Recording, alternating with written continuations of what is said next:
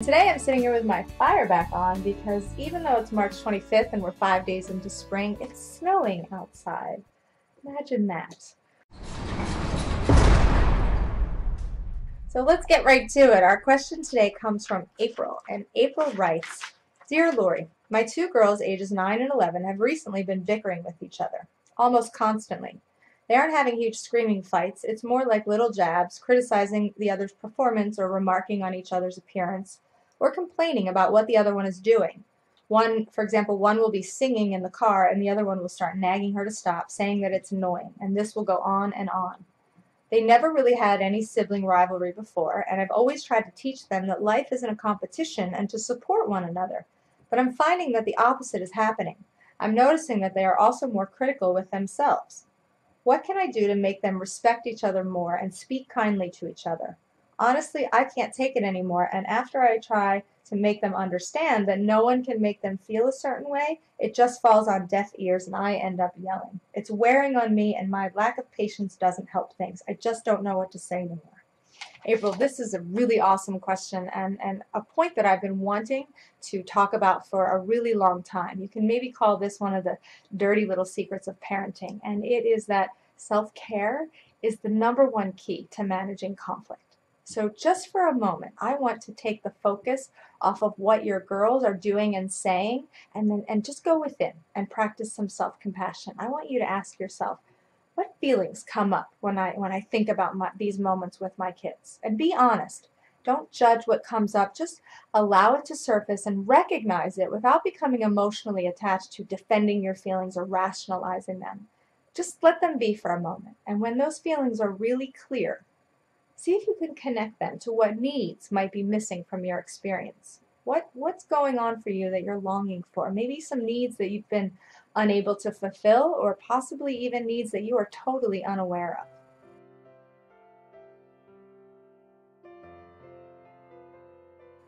Our ability to respond to situations with resourcefulness and patience depends on a couple of things: how well our needs are met and the beliefs driving our perspective. Our perceptions about what we need can influence the conflicts that we experience, either positively or negatively. And if your self-care piece is missing, if your needs are left unmet, whether those needs are for honesty or recognition, belonging, friendship, whatever it is, if it's left unacknowledged or without attention for too long, then you will find yourself unable to see conflict from the broader perspective. You're not going to be able to stay calm enough to be okay with or even notice what feelings and needs your children are having trouble expressing. In a stressed state, we stay focused on what we can control, because when we can control, we feel safe. We look at behaviors and logically name them or tell our kids how to make it different from that left brain perspective. But a kid who is being critical or judgmental is not feeling good on the inside. She's in a stressed state. And we can't meet one stress state with another and expect positive change. So if you find yourself losing your patience fast, or maybe it is that you just need a super dose of self-love and appreciation. So where can you make time for this? Where can you fit in a bubble bath or a date night or a night out with your friends, some pleasurable time to enjoy an activity? We are no use to anyone if we don't practice self-care. I may have loved other people, but I couldn't really show it effectively from this state of shaming or blaming or being critical with myself. We can't be there for our kids if we allow a stream of negative self-talk to infect our daily group. We don't have the resources to stay in an empathetic state and receive what our kids are trying to tell us, because stress constricts our thinking. It forces us to look at situations from a very narrow and emotionally charged perspective. But that emotional charge has a source. It's connected to something. It may be that we don't like seeing our kids in pain, so that we tell them how they could feel differently if they simply chose to. Or maybe it's that we are sensory sensitive and that we are at our limit and the noise is affecting our ability to stay calm and regulated. Or maybe that we're feeling unheard and discounted, and when our advice is ignored, any of these, we can feel unheard, and any of these emotional contexts can increase the tension. So it's really critical to do some self-discovery. Your ability to tolerate the emotions and behaviors of other people will increase when you can recognize and intuit your own emotions and missing needs. You'll be able to listen and hear things differently once you're connected to your compassionate self and aware of what's going on inside of you.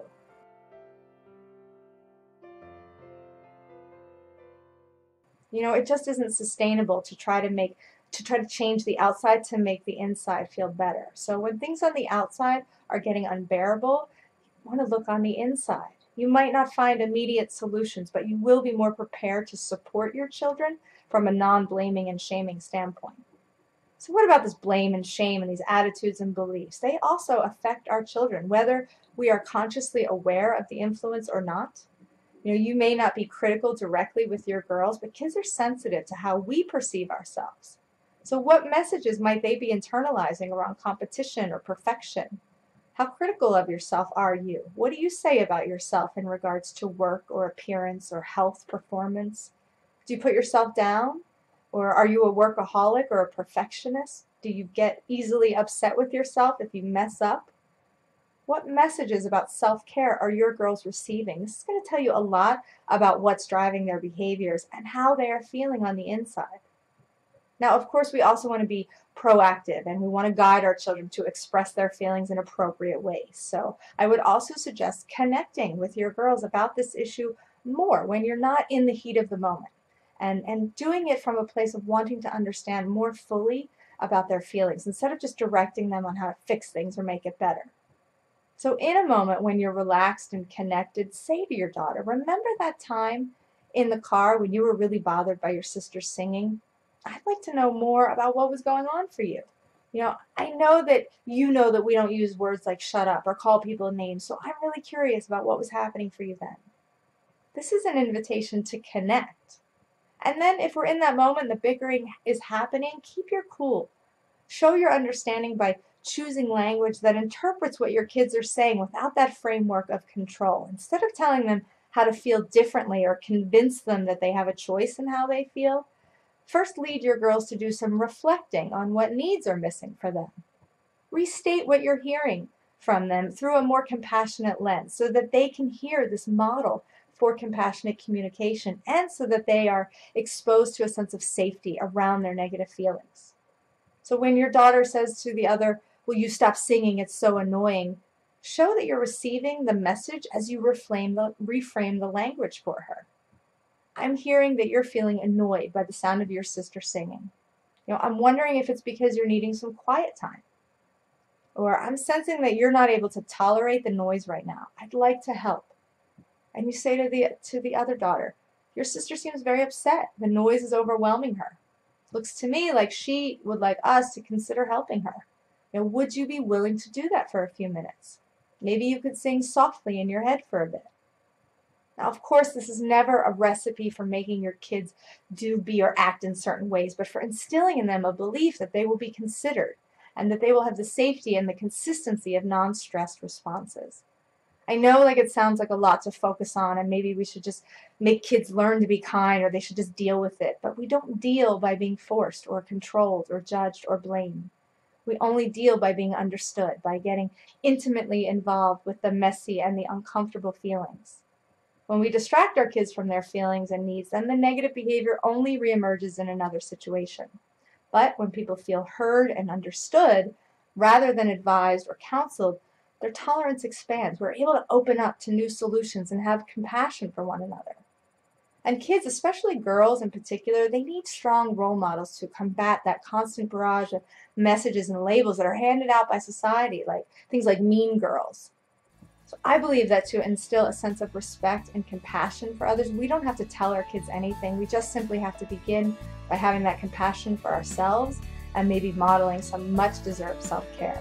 So that is my teachable moment for you, April. I hope it helped, and of course you can always find more resources on the website.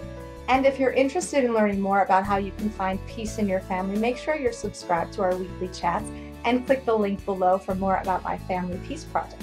Now I want to leave you with this one question. How do you practice self-care? What's your I love myself ritual? I really want to know, so go ahead and leave me a comment below this video, and if you liked it, please share it with a friend.